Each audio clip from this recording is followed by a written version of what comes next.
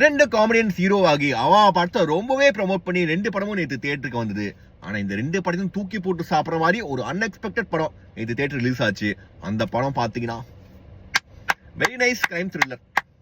So hello வணக்கம். இனி நீங்க பார்க்க போற மை வியூ எந்த படத்தை பத்தினா நவீன் சந்திரா, அதாவது இந்த தெலுங்கு தமிழ் பைலிங்குவல் படம் தான் ரெடி அடிச்சிருக்காரு.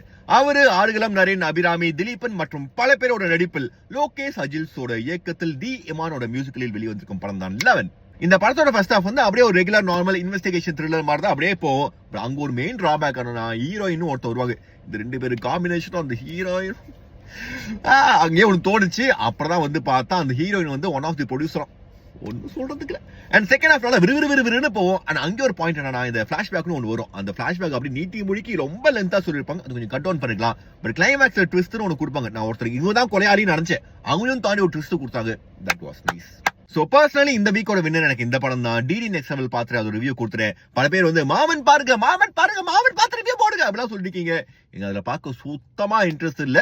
அதுவும் வந்திருக்க டாக்ஸ்லாம் வந்து செகண்ட் ஹாஃப்லாம் வந்து தங்கம் செல்ல தங்கச்சி மாமா பையா இதெல்லாம் அப்படியே சென்டிமெண்ட்லாம் போதும். எனக்கு அந்த சென்டிமெண்ட்லாம் பார்க்க இன்ட்ரெஸ்ட் இல்ல. ஸோ அந்த படம் பார்க்க மாட்டேன். அந்த படத்தோட ரிவ்யூ வராது.